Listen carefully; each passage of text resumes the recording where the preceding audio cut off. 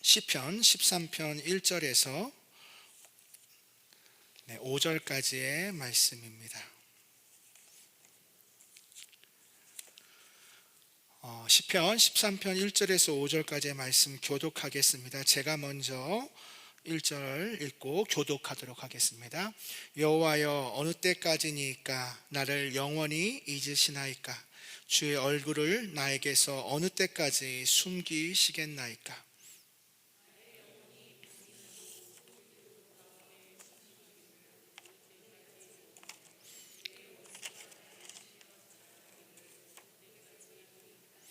여호와 내 하나님이여, 나를 생각하사 응답하시고 나의 눈을 밝히소서. 두렵건대 내가 사망의 잠을 잘까 하오며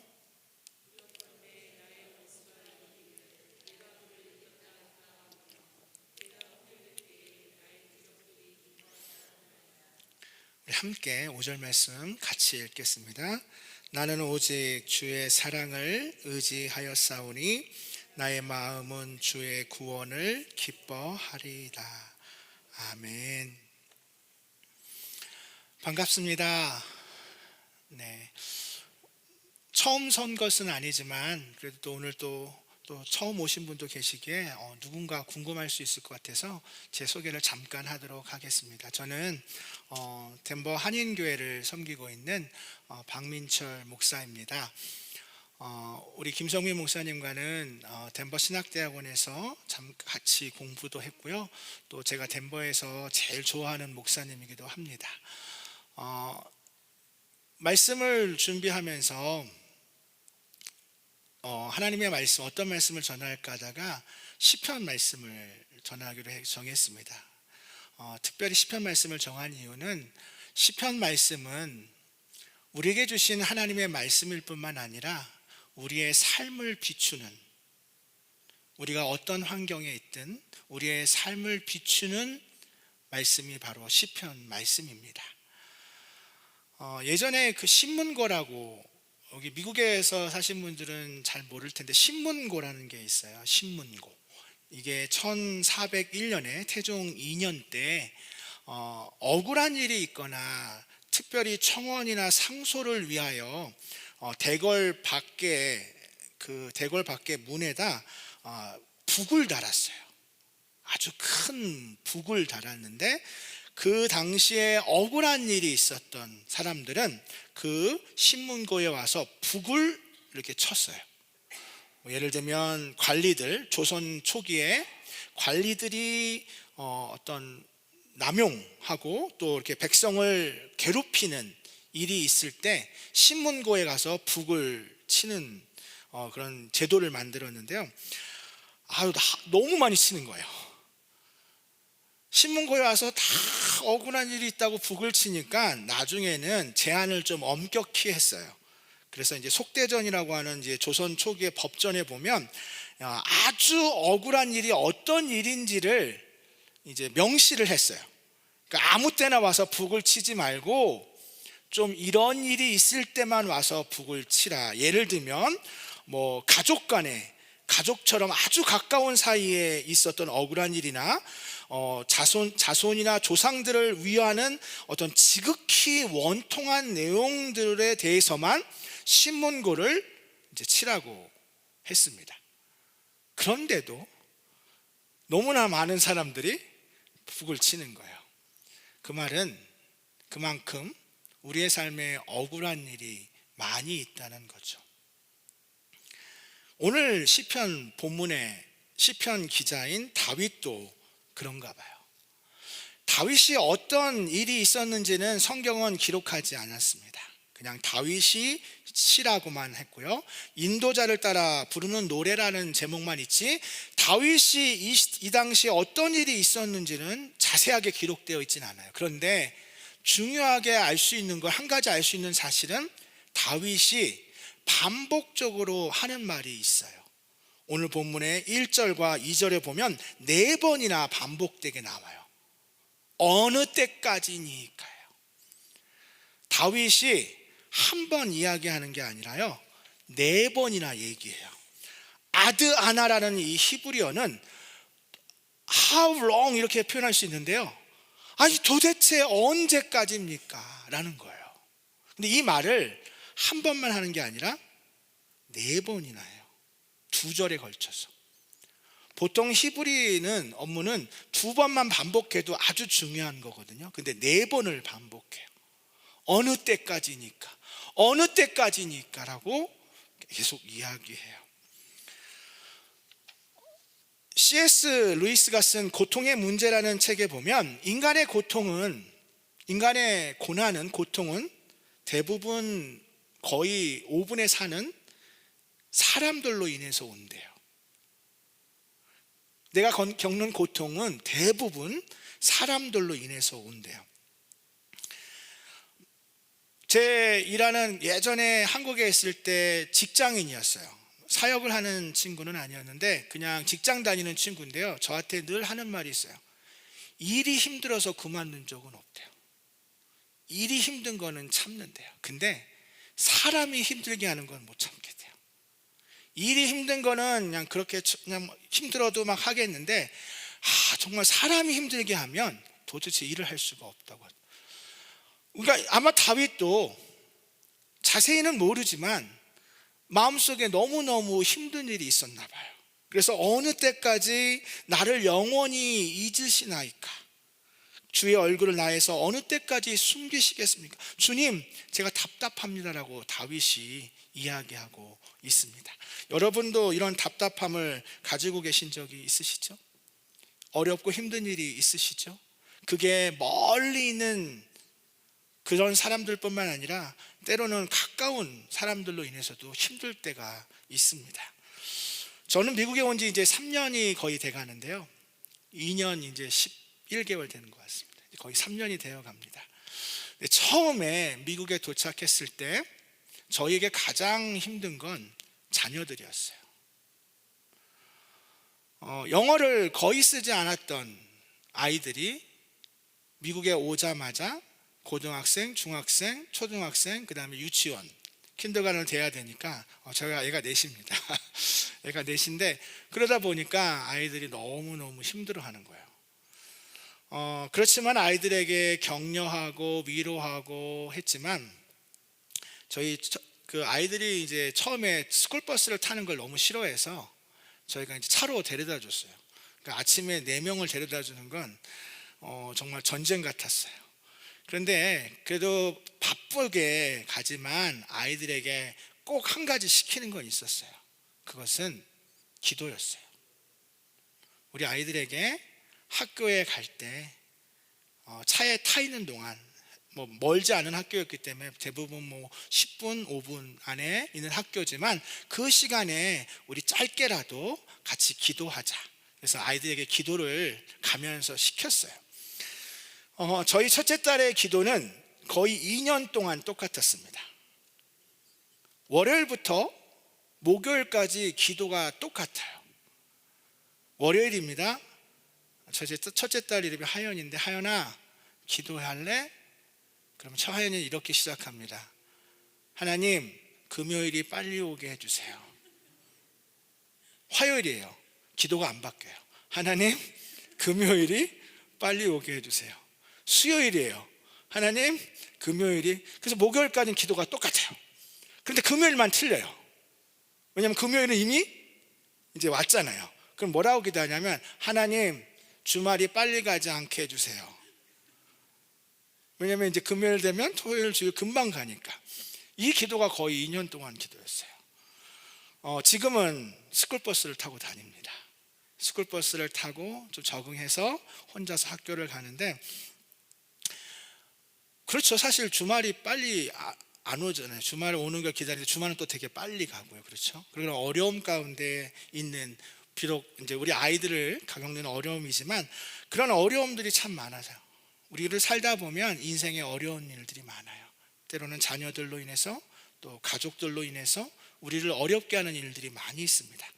그러면 다윗이 이렇게 기도했어요. 하나님 어느 때까지입니까? 라고 탄식하며 기도하면 그렇게 기도로 끝났을까요? 오늘 본문에 보면 그렇게 기도가 끝나지 않습니다. 4절까지 가는 그 기도의 내용 가운데 전혀 다윗은 희망을 찾아볼 수 없어요. 그런데 5절에 가서 갑자기 기도가 바뀌어요. 우리 5절만 같이 한 번 더 읽겠습니다. 같이 읽겠습니다. 나는 오직 주의 사랑을 의지하였사오니 나의 마음은 주의 구원을 기뻐하리이다. 갑자기 기도가 바뀌어요. 4절까지 하나님 너무 힘들어요. 하나님 어느 때까지요? 정말 도대체 이 고통이 끝날 것 같지 않아요? 라고 계속 이야기하다가 뜬금없이 갑자기 5절에 나는 오직 주의 사랑을 의지하였사오니 나의 마음은 주의 구원을 기뻐하리이다. 도대체 다윗에게 무슨 일이 일어난 것일까요? 다윗이 갑자기 생각했던 그 어려운 문제들이 갑자기 다 해결됐을까요? 다윗이 그렇게 어느 때까지라고 했던 그 어려움들이 갑자기 5절에 가서 다 해결돼서 다윗은 갑자기 나는 오직 주의 사랑을 의지하였사오니라고 말하는 걸까요? 우리 너무나 잘 압니다. 다윗이 갑자기 문제가 해결됐기 때문에 이렇게 고백하는 것이 아니에요. 이것은 바로 오늘 우리가 가져야 할 신앙입니다. 그것은 고통이 기도로 바뀌는 순간입니다. 우리의 고통이, 우리의 어려움이 기도로 바뀌는 순간, 다윗은 하나님 앞에 토로하며 눈물로 기도하다가 결국 그가 선택한 것은 기도입니다. 하나님, 나는 오직 주의 사랑을 의지합니다. 그는 고통스러운 현실을 넘어선 확신을 보여줍니다. 한글 성경에는 없지만 히브리 성경에는 그러나라는 말이 있습니다. 4절까지 있었던 그 고통에 그러나 나는 오직 주의 사랑을 의지하였사오니, 고통 가운데 있지만 아직 이 고통이 해결되지는 않았지만 그러나 나는 오직 주의 사랑을 의지하겠다고 하는 다윗의 이 신앙의 고백이 우리의 신앙의 고백이 되어야 할 줄 믿습니다. 인도의 속담이기도 한데요, 저는 이 속담을 아주 중요하게 생각하고 좋아합니다. 나무는 수백 개의 성냥을 만들어내지만 단 한 개의 성냥은 수천 그루의 나무를 태워버릴 수 있다. 나무는 수백 개의 성냥을 만들 수 있지만 나무 한 그루로, 그러나 성냥 단 한 개의 성냥은 수천 그루의 나무를 불태워버릴 수 있다. 우리의 삶에 부정적인 생각은 계속해서 들어옵니다. 눈만 감고 눈을 감아도 부정적인 생각이 들어옵니다. 그 부정적인 생각은 내 마음속에 계속 침투합니다. 그 부정적인 생각을 지키지 않으면 그 생각이 내 마음을 다 태워버릴 수 있다라고 하는 겁니다. 우리는 그 부정적인 생각이 내 마음속에 들어올 때 그 부정적인 생각을 기도로 바꾸는 습관이 있어야 할 줄 믿습니다. 만리장성 가보셨는지 모르겠어요. 중국에 있는 만리장성, 아주 긴 성입니다. 얼마나 긴지 만리라는 표현을 씁니다. 그리고 두껍습니다, 성은. 그리고 아주 성은 높습니다. 아주 두껍고 높고 긴 성을 북쪽의 민족으로부터 보호하기 위해, 중국을 보호하기 위해, 방어하기 위해 만리장성을 쌓았습니다. 성은 완벽합니다. 높았고 두꺼웠고 그리고 길었습니다. 그 성을 세워진 후에 100년 동안, 그러면 과연 중국은 몇 차례 공격을 받았냐면 역사적으로 보면 3차례나 공격을 받았다고 합니다. 만리장성을 쌓았지만 그 만리장성을 쌓았음에도 불구하고 3차례나 침략을 당한 적이 있다고 합니다. 그러면 사람들이 그 성을 올라갔을까요? 아닙니다. 그 성은 오르기에는 너무나 높았습니다. 그렇다면 사람들이 우회해서 좀 뺑 돌아서 공격했을까요? 뺑 돌 수가 없죠. 너무 기니까. 그 긴 성을 어떻게 뺑 돌아서 갑니까? 그렇다면 성을 뚫었을까요? 그 성은 뚫을 수가 없습니다. 아주 두꺼운 성이기 때문입니다. 그럼에도 불구하고 3번 침략할 수 있었던 건 간단했습니다. 바로 그 성을 지키는 성 문지기를 돈으로 매수했습니다. 아무리 길고 아무리 두껍고 아무리 견고한 성을 세워도 그 성을 지키는 문지기가 문을 열어주면 넘어질 수밖에 없습니다. 우리 인생에 어려움이 찾아올 때 우리는 누구에게 우리의 마음 문을 열어줍니까? 우리의 마음 문을 혹시 우리를 계속해서 힘들게 만드는 원수 마귀에게 우리의 마음을 열다면 염려와 근심이 찾아올 수밖에 없습니다. 제가 한번 질문할게요. 속으로 대답하셔도 되고요, 자신 있으면 크게 대답하셔도 됩니다. 선택하시면 됩니다. 2가지 선택이 있습니다. 첫 번째, 나는 인생에 기도할 문제가 없었으면 좋겠다. 기도할 문제가 없었으면 좋겠다. 2번째, 나는 때론 어려움이 많지만 그래도 그 어려울 때마다 기도를 선택하는 훈련을 받고 싶다. 자, 첫 번째는 기도할 문제가 없어요. 우리 만사형통이라고 하죠. 너무 다 잘 풀려요. 만사형통. 2번은 어려움은 많아요.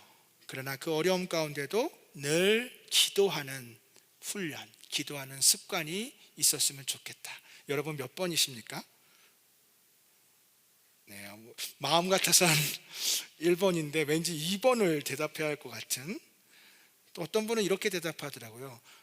믹스해서 기도할 문제는 없는데 기도는 잘하는, 기도할 문제는 하나도 없는데 기도는 잘하는 훈련. 3번을 또 얘기하시는 분이 있는데 사실은 우리 인생에 1번은 불가능합니다. 돈이 많든 돈이 적든 때로는 내 안에 문제가 하나도 없는 것 같이 보여도 문제는 계속 있을 수밖에 없습니다. 다윗은 이스라엘의 왕입니다.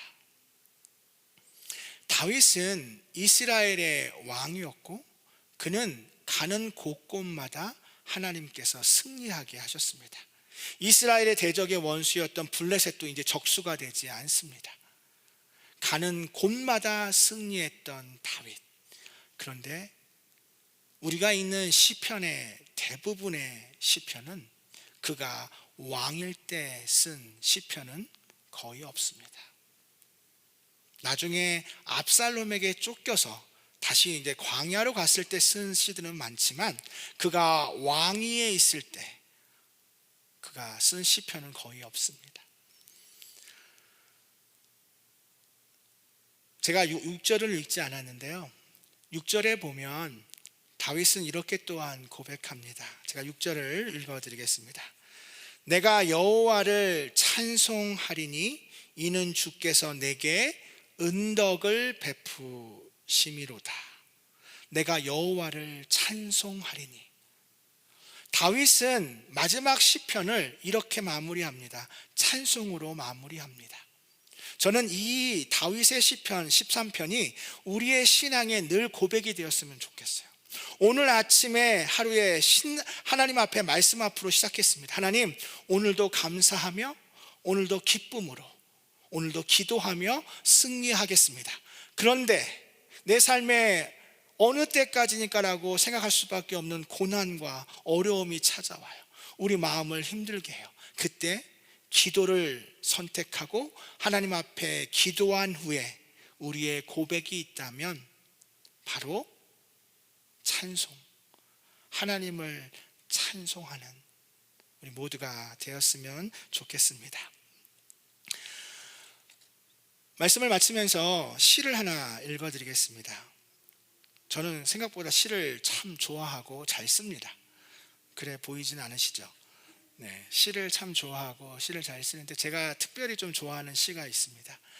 그 시를 또 좋아하는 이유 중에 하나가 우리의 삶에 특별히 목회자인 저도 1절과 4절에서 머물 때가 많아요. 제가 말씀드린 것처럼 우리의 신앙은 4절에 머물지 않고 그럼에도 불구하고 그러나 나는 오직 주님의 사랑을 의지하며 다시금 기도로 주님 앞에 나아가고 하나님을 찬송하겠습니다라고 고백해야 하는데 4절에 머무르는 거예요. 그래서 계속 어느 때까지입니까? 어느 때까지입니까? 라고 탄식하는 그런 저에게 나이덕 시인이 쓴 시입니다. 그 시의 제목은 겨울철 빨래는 얼면서 마르고 있다입니다. 지금은 드라이어가 있어서 빨래를 말리는 것이 어렵지 않았습니다. 그러나 예전에는 드라이어가 없기 때문에 빨래를 반드시 밖에 햇빛이 두는 곳에 널어야 합니다. 그런데 문제는 겨울입니다. 아주 추운 겨울. 그 추운 겨울에 빨래를 손이 얼면서 빨래를 한 후에 그 빨래를 말려야 하는데 그 빨래를 널자마자 고드름이 생깁니다. 물이 떨어지면서 고드름이 생겨요. 근데 시인은 이렇게 말합니다. 겨울철 빨래도 얼면서 마르고 있다.